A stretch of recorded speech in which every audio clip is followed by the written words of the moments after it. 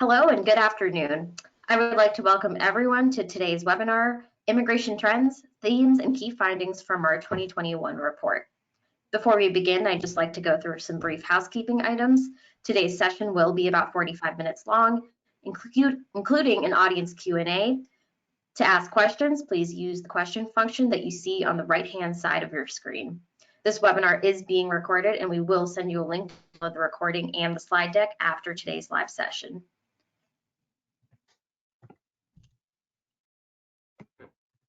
And to provide some background on Envoy, for nearly 20 years, we've been on a mission to fix the inefficient, frustrating, and confusing immigration process.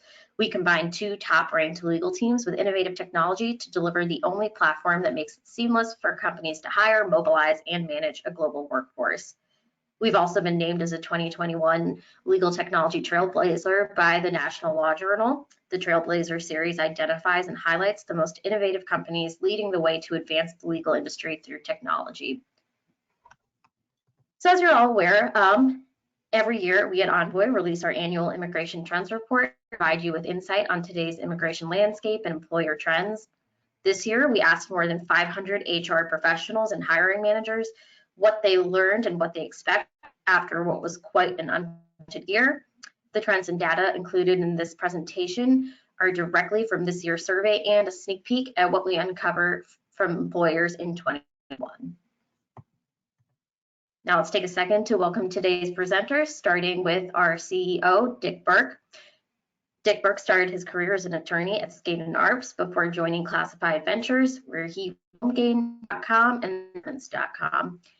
He joined Envoy in 2015 and has helped grow the business close to tenfold. Also with us today is Stephanie Lewin, Envoy's Senior Vice President of Government Affairs and Partnerships.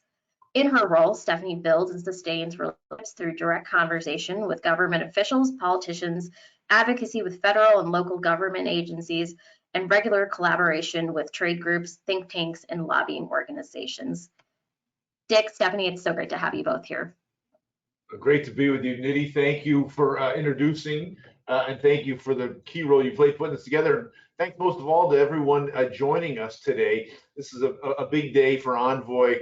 This is our sixth survey, and every year we get more and more followership. I did an interview with Politico this morning, and delighted to be able to give you the first public look at the results, so thank you.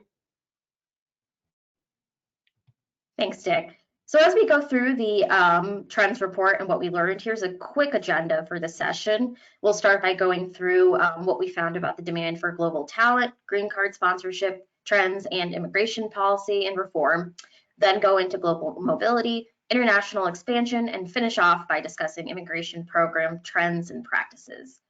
And with that, I'm going to pass the mic to Dick to start taking us through this year's exciting findings. Awesome. Hey, thanks again, Nidhi. And please, I reiterate what Nidhi said a moment ago. If you have questions, please don't be bashful. Send them in when they come to you. Nidhi will jump in when she sees them. My experience has been it makes for a more informative and constructive presentation. So do not be bashful. Section 1, demand for global talent. The headline, as you can see on slide 7, is that visa sponsorship persisted last year, notwithstanding what COVID did, what the former administration did, what all the borders being closed.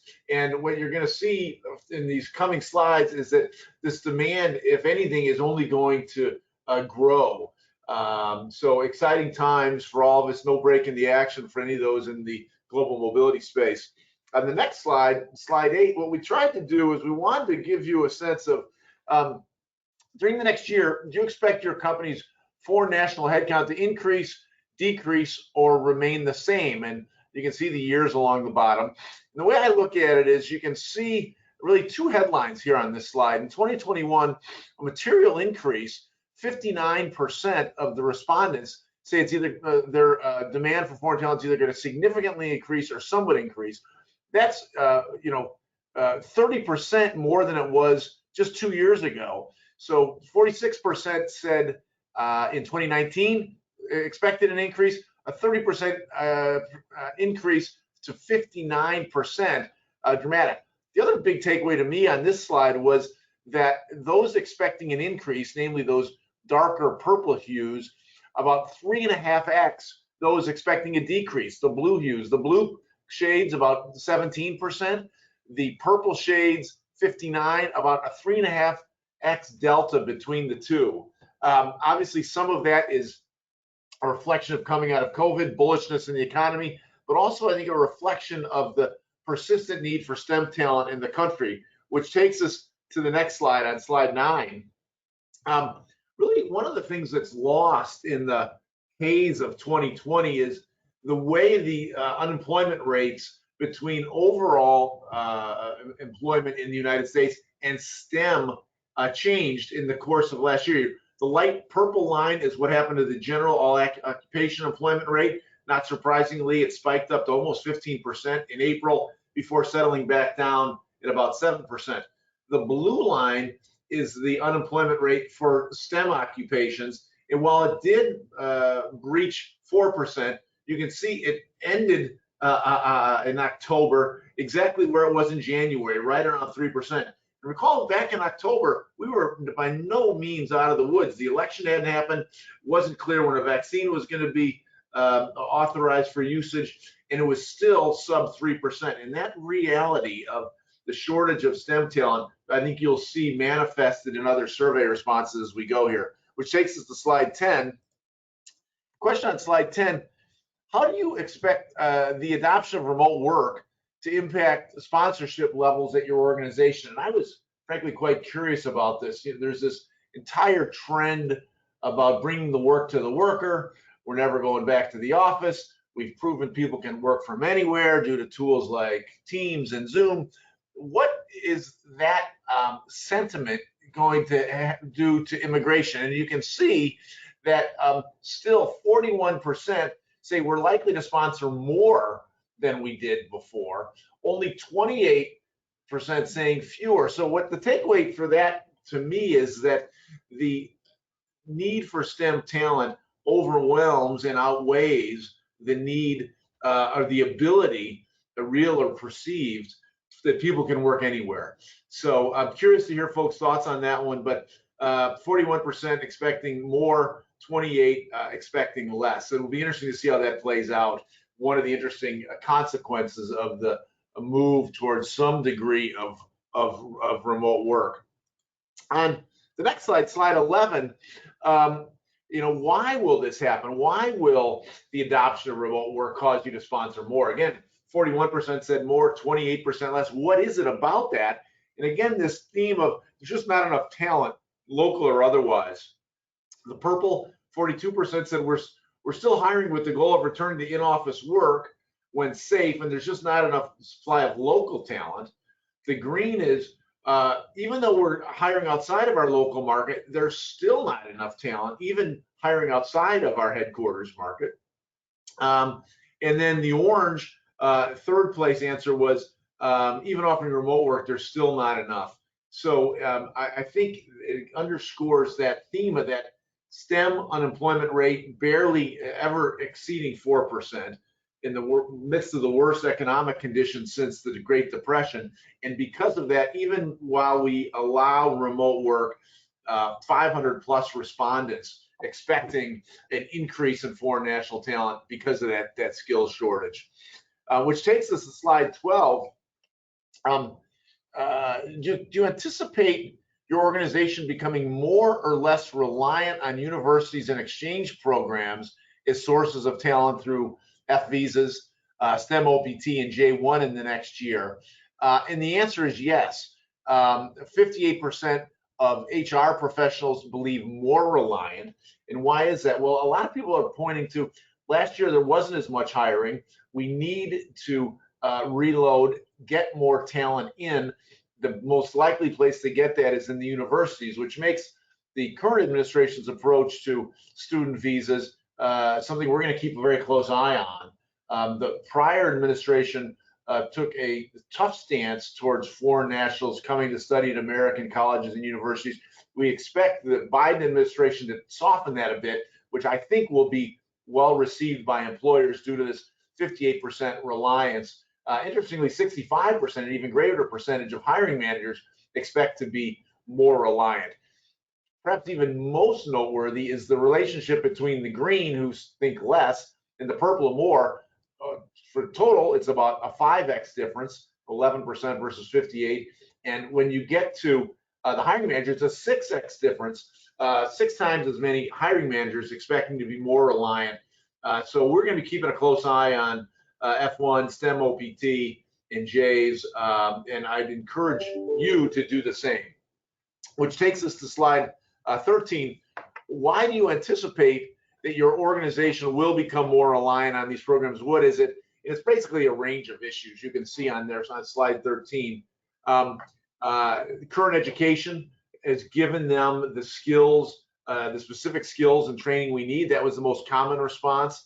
Border closures, limiting the ability of talent to get into the United States. While those may relax, and we expect them to relax as the year wears on, that is another driver of this reliance on U.S. colleges and universities, followed by potential changes in the wage levels for the H-1B visa. I'm going to, Stephanie, get you ready. I'm going to call you in for a second here.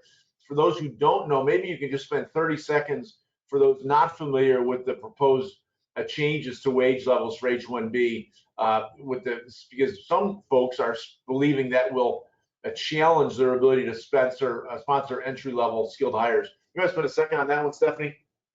Sure. So, with the proposed wage changes, which the DOL are looking at potentially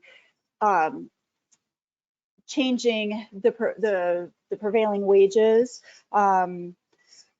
So they're looking at the DOL proposed, they put an interim rule in place in January of this year where they were going to put in some prevailing wage changes, which would obviously, which were going to increase wages required. And so what they've done is they're still reviewing that right now and looking to determine whether or not they're going to go through with those changes. But ultimately, obviously that that certainly has impact if wages do increase for H's. While it might be fine for either coast, we're looking at H's who might not be computer programmers or in the tech field where or maybe based in the Midwest where it could significantly impact wages. So thank you. Thanks for that, Stephanie. So with that, we'll turn our attention to green cards. I will note that tomorrow we will send you the full report. This is just a summary of the findings. The full report will go even deeper into that topic, as will the full report go deeper into green card sponsorship. So the point of today is really share with you, give you the first look, frankly, at the headlines. Second big headline, green card sponsorship on slide 15. The survey made clear that sponsorship has reached peak levels as employers look to provide peace of mind to foreign nationals in a very tight labor market, in an immigration environment marked by some perceived hostility by foreign nationals to government policy. And there was a perception that, boy, if I can get a green card, that's sort of higher ground. I'm a little bit safer there. And we think that combination, the perception of safety, largely real, and secondly, the tight job market is driving that increase in green cards. And that's reflected here on slide 16. Has your company ever sponsored a foreign national for permanent residence? And you can see some consistency, but the general upward trend over a period of 5 years, 6 years, it went from 63% now up to a high water mark of 74% saying yes, really 5x those who are saying no. So it's down to 15%, the folks that said no. And you can really see that the change, the most material change happened between 16 and 17 with the advent of the Trump administration, which took a harder line on visas. And I think that is what pushed employers to increase their utilization and usage of green cards because of the perceived durability of them relative to visas. And DB, we're actually getting a question from the audience. I just wanted to chime in. Let me know if you can answer this, or if you and Stephanie can speak to this, but someone in the audience just asked, are you seeing a greater number of green card denials with green cards due to the spike? I am not the best person to answer. I am not hearing of that anecdotally from our two affiliated law firms, Global Immigration Associates and Corporate Immigration Partners out in California. You know, together they represent about the fourth largest, if you put them together, even though they're separate firms, separately owned, about the fourth largest supplier of LCAs to the government. I am not hearing much of that. Stephanie, you? No, I am not hearing that either. Obviously an increase in RFEs, but on not on green card rejections. I hear more, frankly, of non-immigrant visa rejections into the prior administration than on the green card side. Thank you for the question, and please keep them coming. That leads us to slide 17. In what ways has your company changed its green card policy over the past year? And the big headline here is obviously the first column. We're now sponsoring almost a 100% increase, almost 24% to 46% of the respondents. Slightly surprising, the next column, a slight decrease, saying we're sponsoring more. So it's really that more employers are doing it. Not that there's more green cards being issued. Obviously, folks know there's a finite number of green cards. Static on the timing, a change in reimbursement requirement. We'll get to that in a minute. But last year, almost a third of employers saying we've added a reimbursement requirement. Only a fifth did it this year. And again, I think that's a reflection of the tightened environment, the drive towards and focus on employee experience, et cetera. And noteworthy decline from 21% to 12%, decline in those companies saying they're sponsoring fewer green cards. Again, consistent with what we saw on the prior page, all-time high water mark for green cards. Not surprisingly, on 18 focuses not on usage and quantity, but on really timeliness. How quickly are you sponsoring the foreign national for a green card? And you can see a marked change here, not in the last year, but over a period of 5 years. Historically, from 17 to 19, essentially the first 3 years of the Trump administration, pretty static. And then it spiked up from 19 to 20, 66% to 81% sponsoring before the renewal.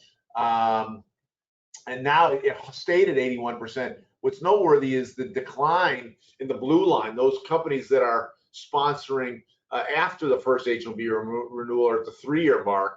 That's fallen from 28% to 13% over a period of 5 years. So quite pronounced within the first H-1B. And then within that, you can see enormous, 81% of those folks are doing it in the first year. So pretty evenly split between in 3-month increments, but 81% of the folks who are doing it before the first H-1B renewal, renewing within the first year. If you're waiting longer than that and you're struggling to hire, this may be an area to look at. So wanted to point that out. On 19, we spoke about reimbursement a moment ago. The question here is, what green card costs does your company incur? Obviously, some costs need to be borne by the employer, but the regulatory regime allows certain costs to be paid by the sponsored individual. And really, the headline here is not a lot of change. You can see consistently from 80% to 87%, we're right in the middle of that this year. We'll pay for all green card fees with a contractual stipulation for a clawback, or we pay for all fees without a clawback. So a pretty static state of affairs with respect to reimbursement. Headline, 51%, up a little bit from 17 and 18, attaching a contractual stipulation for reimbursement if the employee departs within a set period of time. Those provisions certainly can have a deterrent effect as well as an actual legally binding one. So with that, I'm going to hand it off for sections 3, 4, and 5 to Stephanie Lewin. Stephanie, as you heard from Nidhi, brings over 20 years of experience really on all sides of the global mobility space. She's worked for the government. She's a dual national. She has worked on the vendor side. She has worked on the company side. So delighted to have Stephanie, and she's going to lead off with immigration policy and reform. Stephanie. Great, thanks, Dick, and thank you, Nidhi. So, yeah, so our trends report did touch on immigration policy and reform. It's a really hot topic right now. I don't know, even how many of you watch the CBS Morning News, but even yesterday, President George W. Bush said that not passing immigration legislation was one of his biggest regrets. So, I mean, it is top of mind for a lot of individuals right now. So our trends report, holistically, what we saw basically is that, there's a lot of challenges out there, right? There's costs, which we saw there was a court case where costs were not, the USCIS were not allowed to increase costs. There's limited number of visas available. And, what we've seen come out of the trends report is that basically there's definitely a need for more visas, right? Even in the midst of the pandemic. And so we'll get into that on our next slide, or our next couple slides talking about immigration policy and reform. And so specifically, we asked what challenges, what were the pain points for folks who are, corporates who have an immigration program, and whether or not they're more or less challenging under the prior administration. And what we saw is that the lack of visa availability was the top of the list, with 54% of companies saying that it was either more challenging or significantly more challenging under the prior administration. And so, certainly that's a major topic right now. We've seen the President Biden introduce comprehensive legislation to address visa availability.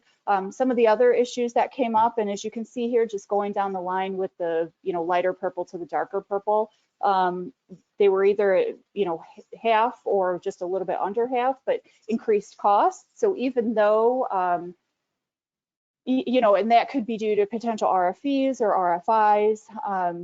Waiting times for green cards. I mean, we've certainly seen a huge backlog within the government, in addition to just the visa bulletin and the amount of time that, if you're coming in from India or you're coming from China, just the years that you have to wait. Again, speaking to the backlog, the government took longer to process cases. As of recently, we understand that they're back to pre-pandemic numbers for naturalization, for example.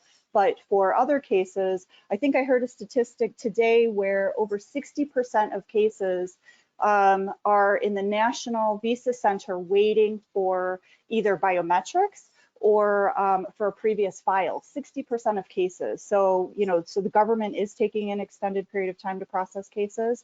And then we saw the difficulties again with the RFEs and the RFIs. And then there's, even for nationals who companies are looking to onboard, they're pushing back saying, we're not going to start until our case is approved. Because they're concerned about the lag time between leaving their prior company, joining the current company, and so that's certainly with, talent managers and acquisition, that's causing issues. And then finally, lack of predictability due to frequent changes, that obviously is challenging, but also to note here that between 24 and 28%, a lot of organizations saw no noticeable change. So, that's certainly something to take into account as well. On the next slide, we saw that 80% of employers indicated that their sponsorship levels either met or exceeded expectations in 2020, which is obviously really interesting considering the global pandemic. And so, so their sponsorship levels, I mean, we're looking at 50% that met, and 30% that were higher than projected. And so, and so there's been certainly Again, it came out just within the past couple of days that, you know, even with H's, that there was a higher number of H's that were applied for than last year. Their numbers have not been released yet, but, you know, we certainly see that in the statistics here where they're either meeting expectations or they're higher than projected.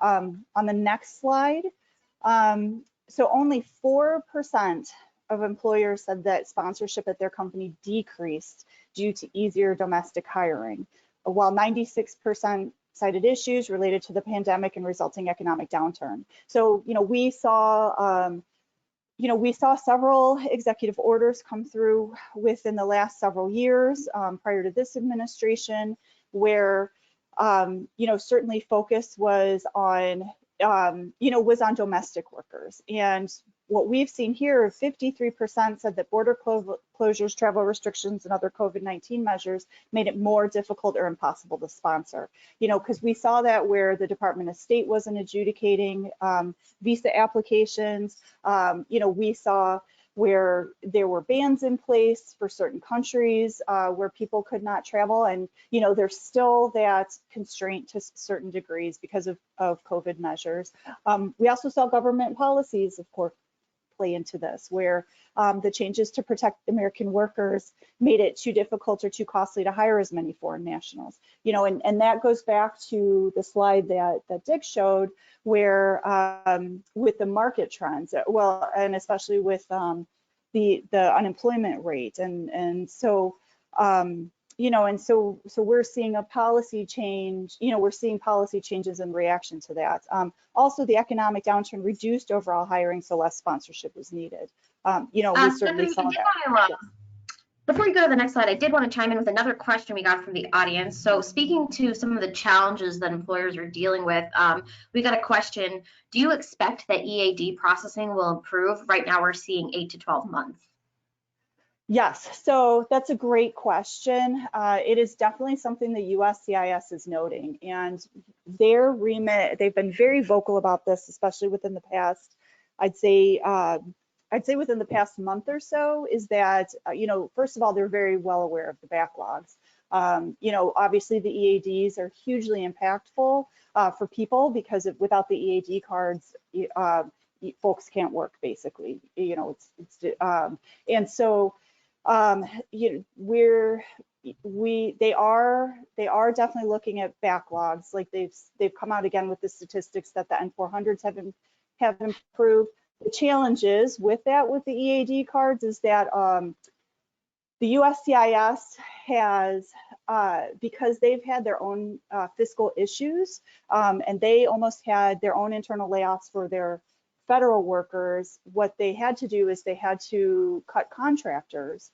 And so that's had a direct impact on the EAD cards, but they are very well aware that the EAD card is, the backlog is a huge issue, in addition to other backlogs as well in terms of adjudication of applications. So, you know, they're saying that they're going to start to change things. I know one of their solutions is to certainly help with the call centers. And one of the things that they're going to start doing is to put allowing their call centers to be able to book biometrics.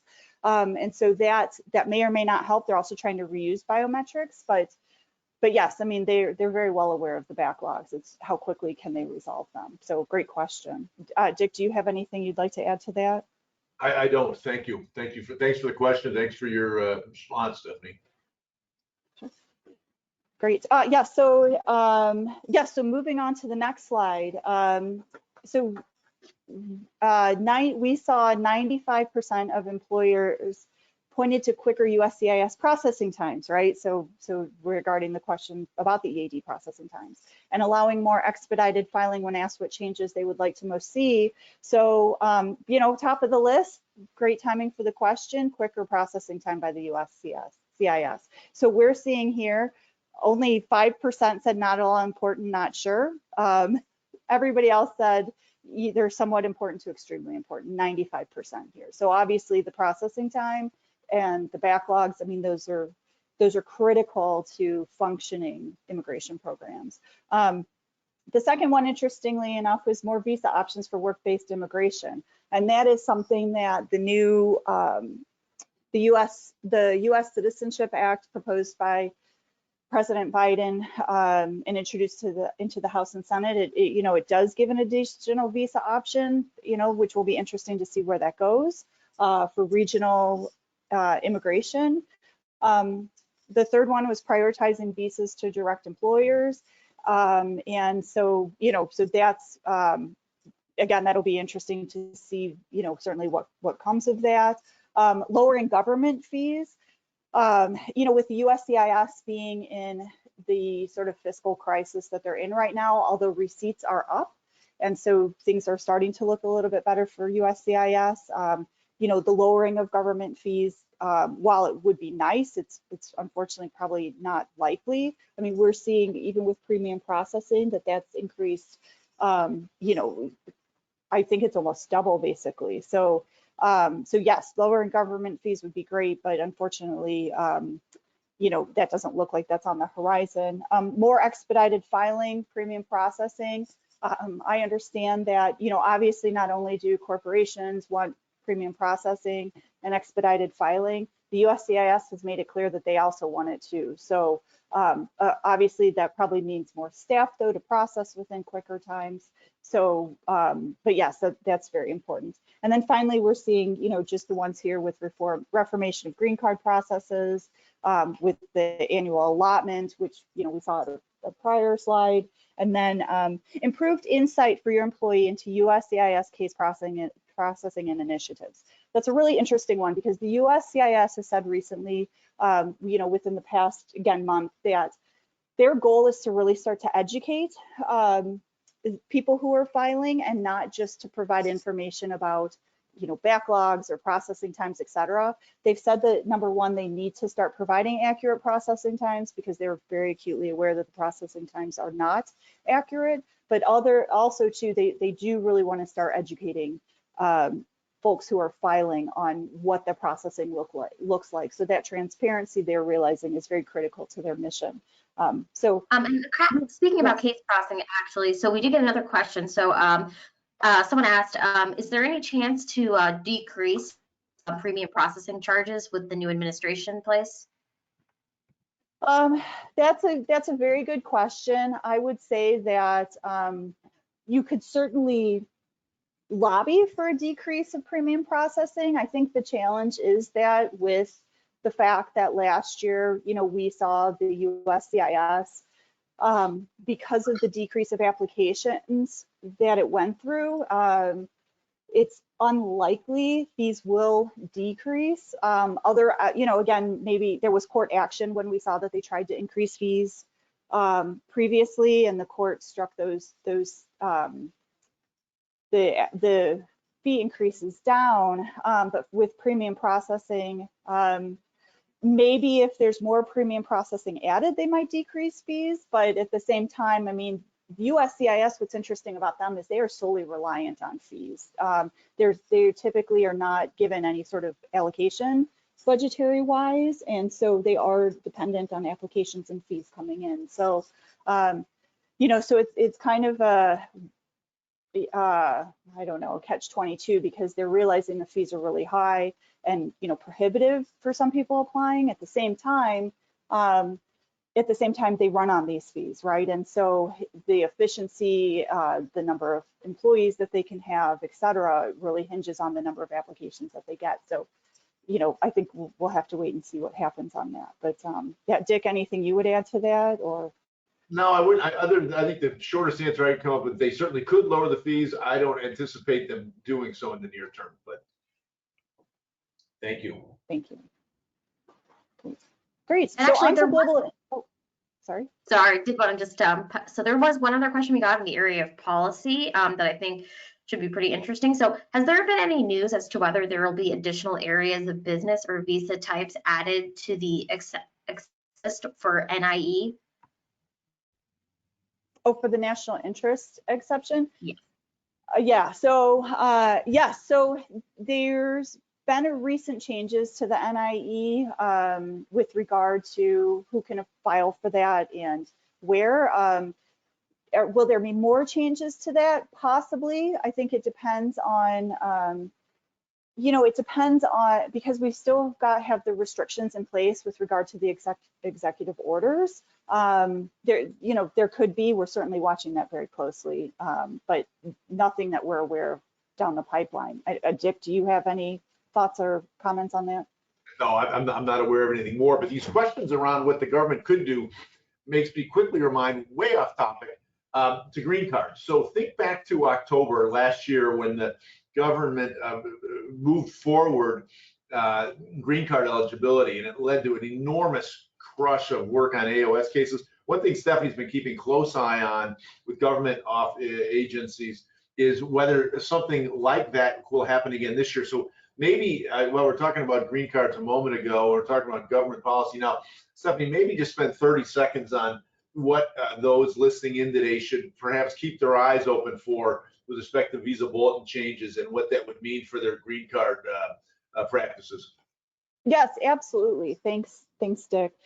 So, what we've seen in the trends report is that this green card availability, these visa availabilities, these long wait times that individuals have. And so what's happened is during the pandemic, there were so few family-based visa, family-based green cards utilized that those numbers went to employment-based green cards. So we've seen the visa bulletin advance. So for example, for EB1s, which are, the sort of the uber highly skilled, et cetera, workers, they are current right now. And so what that means is that not only is there more availability because of family-based, there's more availability because the EB1s are current. And so what we're going to see within the next few months, and then also into next year as well, based on what the Department of State is indicating, is that we're going to see EB2s and 3s advance. We're also going to see a record number of visa availabilities happening in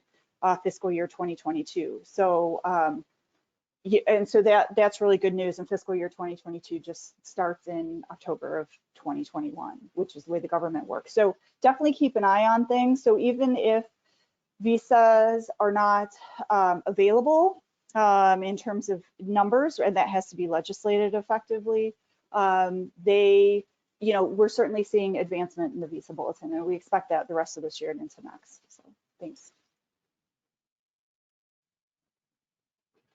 Great. Great, thanks so much.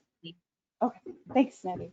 So moving on to global immigration and mobility. So what we've seen is with the reliance certainly on immigration within, for hiring and talent, is that global mobility has a seat at the table, which is terrific, because as employers are really building strategies to place talent, and both for within the U.S. and outside of the U.S., really talent acquisition is critical, and and the role of global mobility individuals and people within organizations, going into planning for corporations is at an all-time high for talent. And so what our trends report gets into specifically is on the next slide, we show that 68% of employers, next slide, please. So 68% of employers expect the demand for outbound immigration work to increase once global travel can safely resume. And outbound, we mean outside the US, so Canada, Europe, Asia, et cetera. And so we've seen 92% increase slightly, increase significantly, return to pre-pandemic levels. So as soon as really travel begins, we expect to see more folks doing outbound immigration work, right, and traveling to various places. And of course, that's dependent too on where each country is at, whether or not they're allowing people to come in, whether or not there's quarantines in place, et cetera, because as we've seen globally, there's still certain areas that are more impacted than others by the pandemic. But the good news is that there is an expectation that travel will increase. The next slide shows that the drivers for outbound immigration include placing talent unable to secure U.S. work authorization, which is otherwise known as sort of parking people, and opening or expanding new locations. So, so we delved in and we just, we asked if the corporation plans to resume global travel, what's the primary drivers or reasons? And so the first one, as you can see, is placing or hiring high-skilled talent in locations where the work authorization for the U.S. is not available. So, so we're looking at between ranked first and second, 46%, ranked third, 20%. So that's that's about 66% right there. So that's a top driver is if you can't come into the U.S., we're going to find a place for our talent to go. And then also opening or expanding new locations. So that does not seem, with the pandemic, it doesn't seem to have stifled corporate expansion globally. So that's certainly an interesting, outtake. And, we're looking at approximately over 50% either ranked third, closer to almost 70% between ranking first through third in terms of opening or expanding new locations. Training also was a factor in there. Rotational programs, for succession planning or developing folks, that's top of mind as well. And then also project requirements. But again, parking remains, top of mind to ensure that, that great talent has a place to go if they can't get inside, into the U.S. Next slide. So what we asked, what factors will impact decisions to resume sending talent abroad in 2021? So availability of vaccine is top of mind, certainly. And again, we see almost over 50% saying that's first through third availability of a vaccine is key.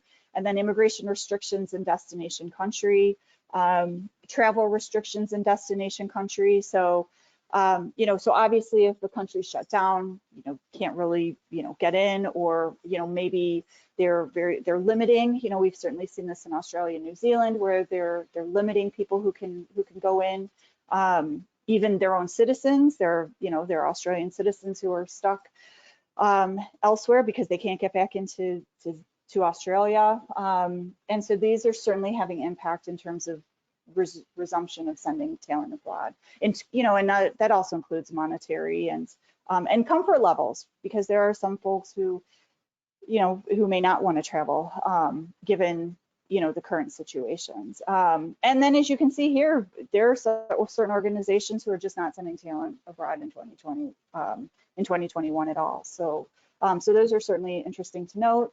And then the last slide on this topic is about duty of care.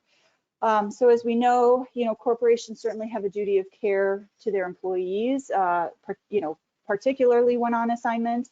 And what we saw is a significant amount of employers, 78%, added or made changes to their organization's duty of care provisions in 2020.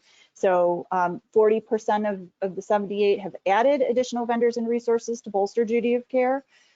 We certainly saw at the beginning of the pandemic where, a lot of folks were repatriated to various locations globally because they didn't feel comfortable being in their work location. Some of them have been able to go back to work location. Some of them have, stayed repatriated until a later time. 17% didn't have formal duty of care provisions prior to COVID-19 or are considering adding them. And then, 21%, you can see here in the orange, they've not added vendors, but they've made changes to duty of care documentation and communication practices. So, and 21% have said, we've reviewed them and we feel like they're very strong. So, and they haven't made any changes. So, but 78% really duty of care have played a huge part in, in how they're approaching mobility and immigration. And on to the next topic, which is Canada and international expansion. So what we've seen is that, as we noted in one of the prior slides, the pandemic has not put a damper on opening or expansion of corporate locations. And so this section gets into a little bit more of that. So, you know, as highlighted here, they're still eyeing international expansion, and Canada remains a primary destination. And interestingly enough, with the news yesterday, we saw Canada, specifically Immigration Minister Marco Mendicino, who, you know, Dick had a really robust discussion with a couple months ago. So he announced on Wednesday that a new program that will shorten the residency requirement from 1 year to 3. So it shortens the residency requirement for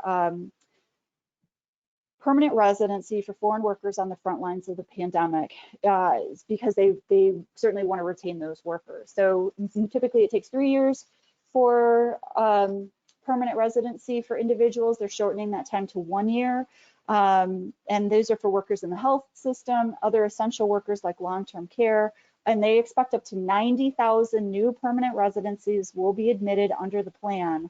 And they also are looking at facilitating immigrant status for international students. So Canada really over the past few years has made a huge push to literally get, you know, hundreds of thousands of people in the door. And, you know, this 400,000 goal that they have for this year doubles, you know, the numbers in the past. So, you know, they're looking up to potentially 1 million new immigrants within 3 or 4 years time, which is, you know, which is particularly what makes Canada so appealing. And so moving on to the next slide, we saw that 57% of employers are considering Canada for expansion or already have an office in the country. So, you know, so we saw, so this is a nice comparison. So in 2019, 38% of organizations said yes, 2020, 51% said yes, and 43% 2021 said yes. And we see that 14% already have at least one office in Canada. And then no, and there's also no, there are companies not considering expansion into Canada, but increasingly there are many companies that are considering Canada for company expansion. And certainly part of this reason is their robust immigration regulations. And so moving on to the next slide, 55% of employers are considering Canada primarily as part of their talent acquisition strategy. So, so here we see 37% when looking at what the primary reason is access to or expansion in Canadian markets. So, you know, certainly drivers there. In the blues, both sort of this light blue and dark blue, we're seeing that they either, the reasons are to offer sponsored employees with placements a more immigrant-friendly public sentiment, which is interesting to note, and that was 18%, or retaining employees for whom U.S. work authorization could not be secured. So 13% were looking to sort of, you know, quote unquote, park their people in Canada. And then what's interesting too is local talent. And so the green here, the light green and the dark green, 15% wanted access to Canadian born talent and 9% wanted access to non-Canadian talent already in Canada. And what's interesting about that is that Canada, unlike the US, right, where the US, where we saw bans on certain countries, particularly the ban that impacted predominantly Muslim countries and African countries, Canada is pretty much open for business to just about anywhere. And, you know, you don't see the similar bans that the US has put in place. And so, so some corporations have really seen that, hey, you know, Canada has open arms, you know, in terms of immigrant population to more countries potentially than the U.S. and therefore, you know, we'd like access to those people. And so, so that 9% of corporations, you know, they've certainly said that that's of interest to them. So, you know, something to note. And then this next slide that discusses so generally, corporations find the larger quantity of visas available and more favorable permanent residency processes in Canada is most beneficial to their organization. And that announcement yesterday really ties into that permanent residency piece, where retention of people who are on the front lines, who are immigrants, reducing their green card or their qualification for permanent residency. Sorry, it's not a green card in Canada, but reducing their permanent residency timeline from 3 years to 1 year is hugely significant. And so as noted previously, quantity of visas are really key, and Canada certainly has those available. And, so we're seeing, again, if you look at ranked first, ranked second, ranked third, we're looking almost 60, not quite 60%, but almost 60% rank that in the top 3. More favorable permanent residency processes. It'd be interesting to take a poll after the announcement yesterday to see if that increases at all. But again, you're looking at almost 50% there.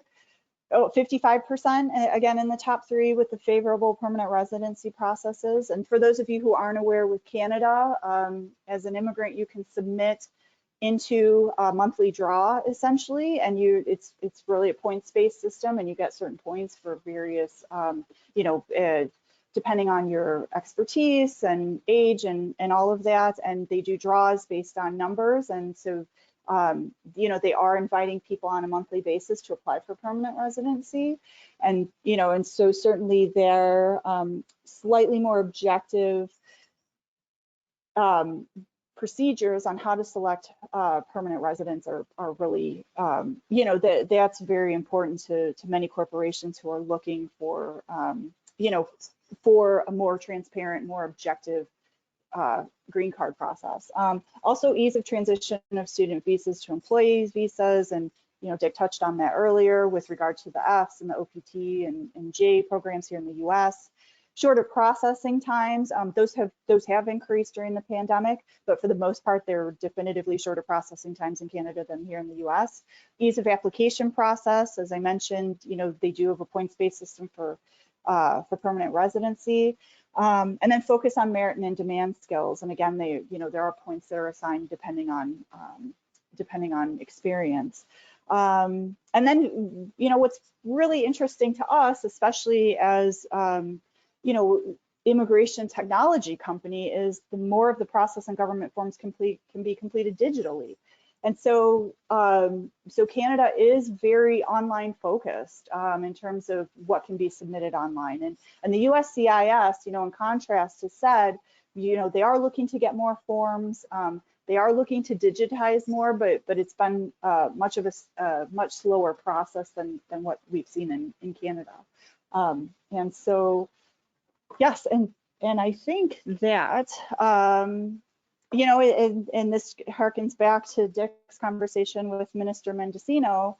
As he said, when you create that space for a constructive conversation and alignment between the private sector and government, you get a much better overall approach to immigration. And so they just, I think we're going to start to see that in the U.S., especially with what the USCIS has said is on their plate and looking to engage and educate. But Canada, has really been a leader in that, and so it'll be really interesting to see where they get to from an immigration perspective. So thank you for that. Dick, did you have anything to add about your conversation or your thoughts about some of the trends we're seeing out of Canada as well? Well, it's just amazing. I speak to so many of our clients. We're blessed to, you saw over 1,000.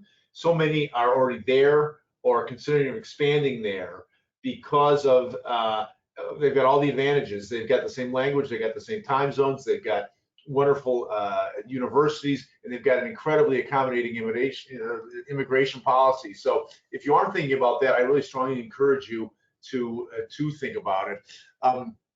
We've got about 4 minutes. I'm going to whip through 5 pages in 4 minutes, so fasten your seatbelt. That theme that Stephanie was talking about of constructive conversation and alignment also applies on page 38 to who you work with around immigration. That one thing that came through loud and clear was the need to have relationships with your vendors to handle the complications and dynamic nature of the mobility landscape. Slide 39 said, what are your biggest pain points about managing your U.S. program? Please rank from most painful to least painful. And the big headline to me, if you lump together a lack of predictability and scrutiny and audit fear, those three rows, all of which sort of fit into the bucket of uncertainty. Businesses want a certain environment. Put those three together, about 45% of the respondents cited those things: lack of predictability, excess scrutiny, fear of audit, 45%. Costs come in second, around 29%.